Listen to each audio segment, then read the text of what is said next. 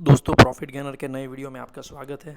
आज मैं बात करने वाला हूँ आपको ट्रेडिंग के लॉस को प्रॉफिट में किस तरह से कन्वर्ट करते हैं। उसके लिए मैं आपको 10 रूल्स दिखाऊंगा, जिसे आप फॉलो करोगे तो निश्चित ही आपका जो लॉस हो रहा है वो प्रॉफिट में कन्वर्ट होगा। तो आइए हम बात करते हैं, ज़्यादा इधर उधर की बात ना करके। मैंने यहाँ पे टाइटल दिया है 30 day if you do this convert your loss to profit. मतलब कि 30 दिनों तक आप अगर ये करेंगे जो मैं बता रहा हूँ तो आपके लॉस को प्रॉफिट में कन्वर्ट किया जा सकता है। तो बात करते हैं हमारे पहले पॉइंट की, चूज़ राइट टाइम फ्रेम।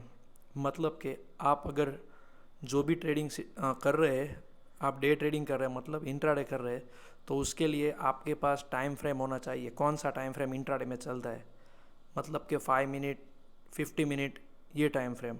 अगर आप डे ट्रेडिंग कर रहे हैं तो उसके हिसाब से टाइम फ्रेम होगा। अगर आप लॉन्ग टर्म कर रहे हैं तो उसके हिसाब से टाइम फ्रेम होगा। तो आपके पास एक टाइम फ्रेम होना चाहिए जो आपके ट्रेडिंग सिस्टम के मुताबिक हो।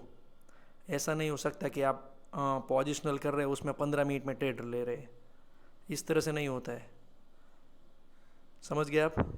अब मैं दूसरे पॉइंट की बात कर रहा हूँ, मस्ट हैव ट्रेडिंग सिस्टम। मतलब कि आपके पास जो भी आप ट्रेड कर रहे हैं तो आपके पास कोई मेथड होनी चाहिए, मतलब कोई स्ट्रैटेजी होनी चाहिए यूनिक, कि ये हुआ यहाँ पर तो ये स्ट्रैटेजी के अनुसार हम यहाँ से हम बाय करेंगे, ये हमारा स्टॉप लॉस रहेगा।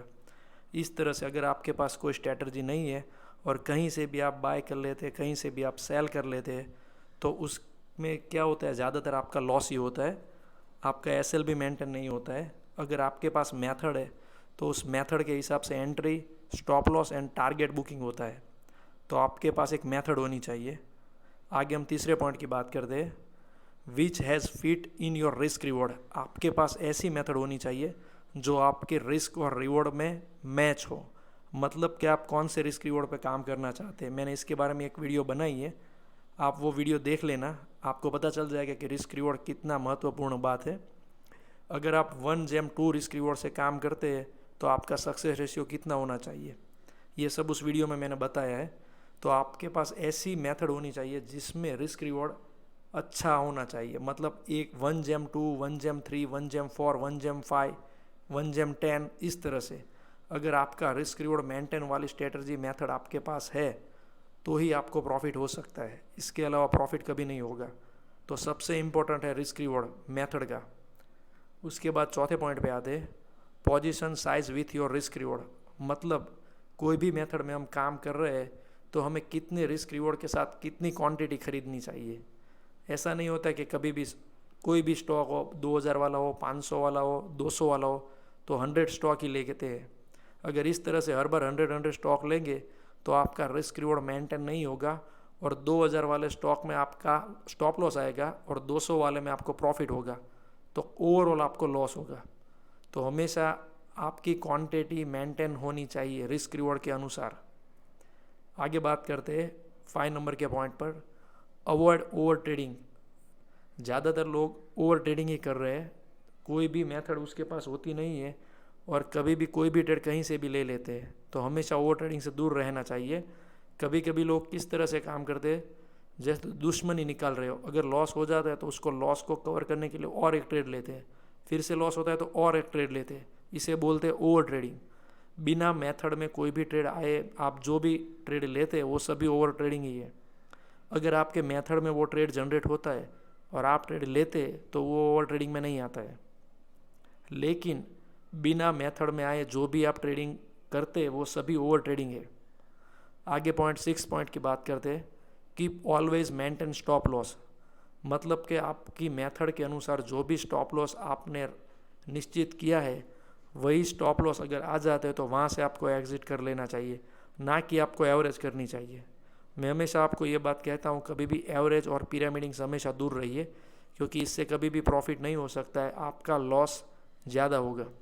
तो जहाँ पर भी आपकी मेथड के अनुसार आपका स्टॉप लॉस आ रहा हो, अगर वो स्टॉप लॉस हिट होता है तो वहाँ से आप एग्जिट कर लीजिए, ताकि आपका लॉस वहाँ से स्टॉप हो जाए और आप आगे अच्छा और ट्रेडिंग कर सके। ठीक है। आगे पॉइंट आता है, ऑलवेज कीप स्टडिंग। मतलब कि आपको हमेशा स्टडी करते रहना पड़ेगा। अगर आप स्टडी नहीं करेंगे तो स्टॉक मार्केट से कंसिस्टेंटली प्रॉफिट नहीं कर सकते। मतलब कि रेगुलर प्रॉफिट नहीं हो सकता है। तो हमेशा आपको स्टडी करना चाहिए। ऐसा नहीं कि आलो 10-15 मिनट देख लिया और बंद कर दिया।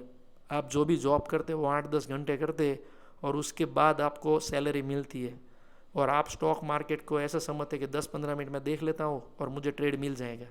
तो इस तरह से नहीं होता है। आप इसमें रखते बड़े टारगेट की आशा और स्टडी करते 10-15 मिनट, तो इस तरह से नहीं होता है।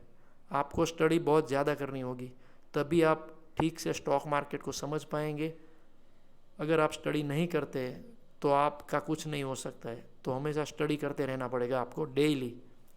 उसके आगे 8वां रूल्स है, फॉलो रूल्स एंड डिसिप्लिन। मतलब कि आपकी स्ट्रेटजी मेथड के अनुसार आपके जो जो रूल्स है उस रूल्स को फॉलो करना पड़ेगा और आपको उसी रूल्स के अनुसार काम करना पड़ेगा। अगर आपके रूल्स वहाँ पे मैच नहीं होते तो आप वहाँ पे ट्रेड अवॉइड करना पड़ेगा। अगर आप फिर भी ट्रेड लेते तो वो स्ट्रेटजी के बिना ही ट्रेड लिया हुआ माना जाएगा। तो हमेशा आप अपनी मेथड के अनुसार रूल्स और डिसिप्लिन को फॉलो करें। डिसिप्लिन को फॉलो नहीं करोगे तो मार्केट आपको एग्जिट करवा देगा अपने एंड से। ठीक है, आगे के पॉइंट की चर्चा करते हैं। 9 नंबर, कीप पॉजिटिव माइंडसेट। मतलब कि अगर आपकी मेथड में कोई स्टॉक आया है तो आप हमेशा आपको अपनी मेथड पे विश्वास होना चाहिए कि ये जो मेरी मेथड है वो मुझे प्रॉफिट दे के ही रहेंगी। अगर प्रॉफिट नहीं देती है तो आपका स्टॉप लॉस जाएगा, उसमें कोई दिक्कत नहीं। स्टॉप लॉस हर किसी का जाता है, 100% कुछ नहीं होता है। तो हमेशा आपको अपनी मेथड पर पूरा विश्वास होना चाहिए और पॉजिटिव माइंडसेट हो तभी आपको ट्रेड लेना चाहिए। अगर आपका पॉजिटिव माइंडसेट आपकी मेथड के ऊपर नहीं है तो आप ट्रेड अवॉइड कर सकते हैं। आगे की बात करते हैं, last point, review your every trade. जब हम अपनी मेथड के अनुरूप कोई ट्रेड लेते हैं और वो ट्रेड लेने के बाद हमें प्रॉफिट हो या लॉस हो, हमें अपने ट्रेड को हमेशा रिव्यू करना चाहिए। मतलब कि अगर हमें प्रॉफिट हुआ है तो ये प्रॉफिट किस आधार पे हुआ है। अगर या तो ये प्रॉफिट हमने जहाँ से बुक किया वहाँ से हम और आगे प्रॉफिट ले सकते थे तो हम क्यों बीच में से एग्जिट हो गए, लंबे टारगेट के लिए क्यों नहीं रुके। अथवा तो हमारा स्टॉप लॉस हिट हुआ है तो मेरी क्या गलती थी कि मेरा स्टॉप लॉस हिट हुआ है, मेरी गलती के अनुसार, मेथड के अनुसार नहीं। मेथड के अनुसार ऐसे हिट होता है तो हमें एग्जिट कर लेना चाहिए। विदाउट मेथड हमने ट्रेड लिया है और उसमें एसएल हिट हुआ है तो हमें उसको रिव्यू करना पड़ेगा कि मैंने क्या गलती कर ली कि मेरा एसएल हिट हो गया। तो दोस्तों, ये जो मैंने आपको 10 रूल्स बताए हैं, अगर वो आप उस पर ऊपर काम करेंगे तो निश्चित ही आपका जो लॉस है वो प्रॉफिट में कन्वर्ट होगा। लेकिन ये 10 की 10 चीज़ को आपको अपने ट्रेडिंग में एंटर करना पड़ेगा, तभी ये होगा। मैं आपको जो भी वीडियो बना के दे रहा हूँ वो सभी स्टॉक मार्केट की साइकोलॉजी के ऊपर दे रहा हूँ ताकि आप अच्छे से स्टॉक मार्केट को समझ सके और उसके रूल्स फॉलो कर सके। तो आज के लिए इतना ही दोस्तों, मिलते हैं अगले वीडियो में। Thank you. प्रॉफिट गेनर की चैनल को आप सब्सक्राइब कीजिए ताकि मेरे हर वीडियो आपको मिल सके टाइम टू टाइम, और आप अपने दोस्तों के साथ इसे शेयर कीजिए ताकि वो लोग भी इसको फॉलो करके अपने ट्रेडिंग जर्नी में कुछ लाभ उठा सके।